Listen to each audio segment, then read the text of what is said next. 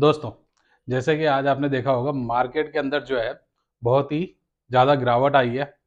जो बुल और बेयर की लड़ाई जो होती है उसके अंदर बेयर्स आज बुरी तरह से हावी रहे हैं बुल्स के ऊपर। अब अपना जो मार्केट है वो किस लिए गिरा है इतना? क्या कुछ हुआ है शेयर बाजार में? अहंकार इतना क्यों मच गया है? मार्केट क्यों क्रैश हो गया? 1.5% गिरावट हुई है, कोई आम गिरावट नहीं है। अब इसके पीछे के कारण क्या हैं क्या नहीं है वो सारी चीजें जानते हैं। एक कारण था, वो तो कल रात को ही पता चल गया था कि मार्केट गैप डाउन या जो भी होगा, लेकिन मार्केट डाउन में जरूर जाएगा। उसके पीछे के रीजन क्या है वो भी अभी अपन जानते हैं क्या कुछ थे, और दूसरा कारण, बड़ा कारण क्या है जिसकी वजह से मार्केट ने और ज्यादा गिरावट कर दी है, वो सारी चीजें अभी हम जानते हैं। पहले आज का थोड़ा सा अपना मार्केट देखते हैं कैसा क्या रहा।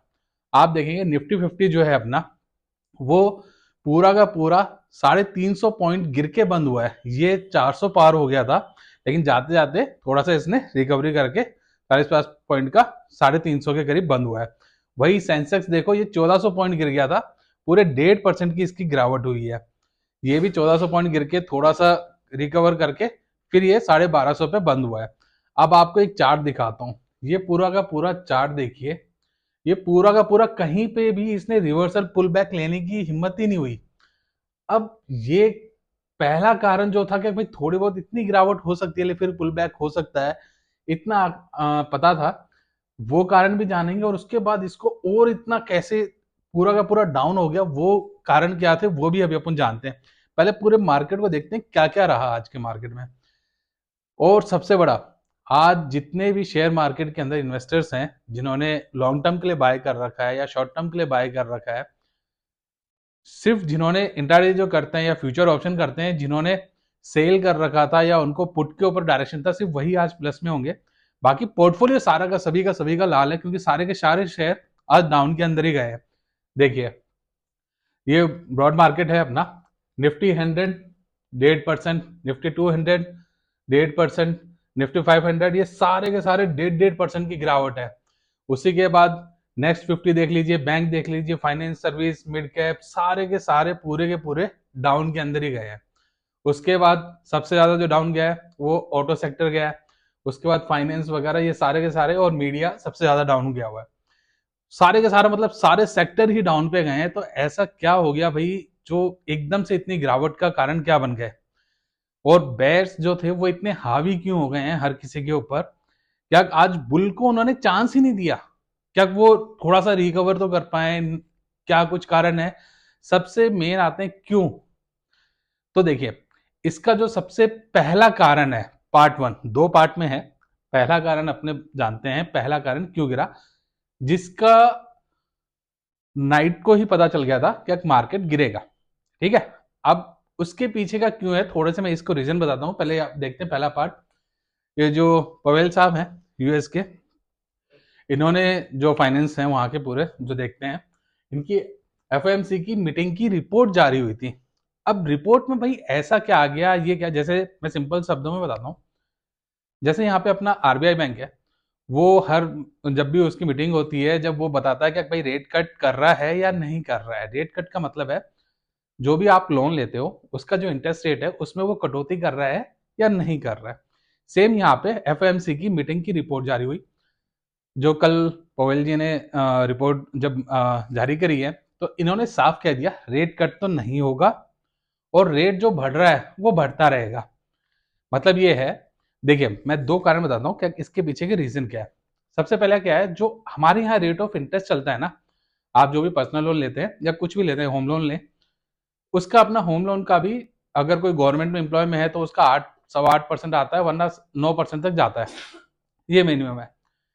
अब वहां पे क्या है, ये जो डेवलप कंट्री होती है, यहाँ पे पर्सनल लोन भी क्या होता है, 0.50 इंटरेस्ट रेट चलता है, 0.75 चलता है, ये रेट चलता है। 0.75 इस टाइप से वहां का रेट ऑफ इंटरेस्ट होता है। तो वो लोग क्या करते हैं ना, अपना वहां से पर्सनल लोन उठाते हैं, क्योंकि उनका रेट ऑफ इंटरेस्ट बहुत कम है, और वो जो भी मार्केट होते हैं उनके अंदर, मार्केट के अंदर पैसा डालते हैं, और वहां से पैसा कमाने के बाद वो 0.50 ही है खाली उनका, या 0.75 है, वहां पे वो दे देते हैं। अब हो क्या रहा है, वहां पे रेट ऑफ इंटरेस्ट तो कम हुआ नहीं। तो जैसे पवेल साहब की ये रिपोर्ट आई, तो आप देखिए, क्योंकि वहां पे रेट ऑफ इंटरेस्ट कम नहीं हो रहा, उल्टा बढ़ते ही जाएगा। उसके बाद ये देखिए, ये यूएस का मार्केट है, कल का ये भाग रहा था, ऊपर ही ऊपर जा रहा था, रिपोर्ट आने से पहले इसने थोड़ा कंसोलिडेट किया, और जैसे ही रिपोर्ट आई ये सीधा डाउन में आ गया। ये था वहां के यूएस का मार्केट भी, क्योंकि वो भी पहले ऐसे ही चल रहा था ऊपर, क्योंकि शुरुआत में सॉरी, उसको लगा रेट ऑफ इंटरेस्ट भाई जो है वो कम हो जाएगा, तो पहले भागा, फिर कंसोलिडेट किया, और जैसे ही रिपोर्ट जारी हो गई तुरंत के तुरंत नीचे आ गया। तो यही कुछ कारण है। क्या भाई पहला, मतलब पहले पार्ट का ही एक कारण है जहां पे ये रिपोर्ट जो सामने आई है एफएमसी की मीटिंग की, वो एक कारण हो गया। दूसरा कारण क्या आया, रशिया और जो यूक्रेन की वॉर के ऊपर मीटिंग चल रही थी इन दोनों की, तो उससे क्या हो गया, कोई सॉल्यूशन निकला। आप देख सकते हैं, difficult Russia Ukraine peace talk and without break thought breakout, ठीक है, क्योंकि इनका जो पीस मीटिंग चल रही थी ना एक, क्या भाई किस तरीके से इस युद्ध को खत्म किया जाए, क्या कुछ हो सकता है, उसका कोई रिजल्ट ही नहीं निकला। अब रिजल्ट नहीं निकला तो सबसे मेन, जब इन दोनों देशों का युद्ध चल रहा है तो असर कहां पड़ रहा था, असर पड़ रहा है क्रूड ऑयल के ऊपर, क्रूड ऑयल के ऊपर पड़ रहा है, क्रूड ऑयल महंगा पड़ रहा है, तो उसका भी एक नेगेटिव इंपैक्ट आ गया। दो इंपैक्ट अपने पास आ गए थे कल नाइट के अंदर ही, ये दो इंपैक्ट तो थे भाई, उनका कोई सॉल्यूशन हो नहीं रहा, ये रशिया यूक्रेन का, प्लस जो ये पवेल साहब की मीटिंग थी इसका, तो दो अपने पास नेगेटिव थे। तीसरा एक और, इसी पहले पार्ट के अंदर एक और था जो अपने को पता था, क्या भाई जब रेट कट वहां हो नहीं रहा, यहां का सॉल्यूशन हो नहीं रहा, तो यहां से जो एफ आईज जो होते हैं, एफ आईज डी आईज का मतलब जो अपने इंडियन में इंस्टीट्यूट हैं, जो बड़े बड़े म्यूचुअल फंड वगैरह है उसको डी आईज में लेते हैं। जो एफ आईज है, जो फॉरेन के इन्वेस्टर जो अपने यहाँ पे इंडिया में इन्वेस्ट करते हैं, उनको एफ आईज बोलते हैं। एफ आईज जो होंगे वो अपना पैसा निकालेंगे, तो भाई लिक्विडिटी क्या होगी, अपने मार्केट से कम होगी। अब क्या होता है, जब मार्केट में लिक्विडिटी आती है तो मार्केट भागता है, और लिक्विडिटी जब मार्केट से निकलती है तो शेयर मार्केट क्या होता है, डाउन साइड में जाता है। तो ये अपने कुछ कारण थे। और जो देखा होगा, क्रूड ऑयल भी बढ़ता है, क्योंकि जब ये चीजें होती हैं तो क्रूड ऑयल, क्योंकि ये इन्फ्लेशन को बढ़ावा देता है, क्योंकि जब रशिया यूक्रेन का ये जो वॉर चल रहा है, इससे क्या होगा, क्रूड ऑयल इंपैक्ट होगा। तो कल का जो था क्रूड ऑयल का, कल ही अपने को इंपैक्ट थोड़ा पता चल गया था, जिनको इनसाइड पता होता है वहां से पता चलता है। कल भी जो था 63 ऐसे डॉलर पे पहुंच गया था, मतलब ऊपर चला गया था क्रूड ऑयल का। अब यहां से भी एक रीजन आ गया। उसके बाद अब अपन चलते हैं पार्ट टू, जो मेन पार्ट था, जिसका मैंने बताया था कि एक टाइम तक चला फिर वापस डाउन हुआ, तो उसके कारण क्या थे। दूसरा कारण जो मेन था वो आ गया अपना, यूएस और ईरान का भी एक मीटिंग चल रहा था।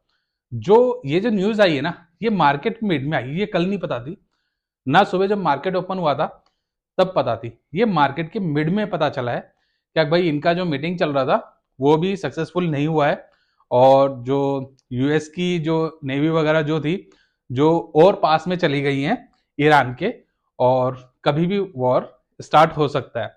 तो ये वाला एक मेन कारण मार्केट के बीच में आया, क्योंकि अगर यहाँ पे कंफ्लिक्ट बढ़ेगा तो और ज्यादा क्रूड ऑयल का प्राइस जाएगा। अब कोई बोलेगा सर लड़ाई तो यूएस और ईरान की हो रही है, इंडिया के मार्केट में क्या असर इसका मतलब पड़ता है।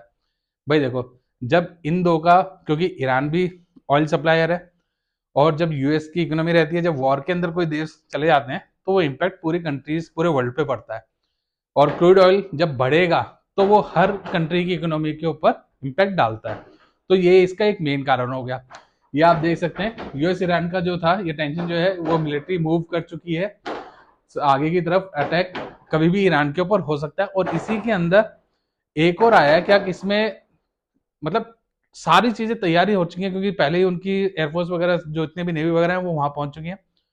बस ट्रम्प का एक कॉल है, और आप सब जानते हैं ट्रम्प का कभी कुछ नहीं पता है, कभी किसी चीज को बोल देता है फिर उसी को मना कर देता है, वो कब कहाँ क्या कर दे किसी को नहीं पता है।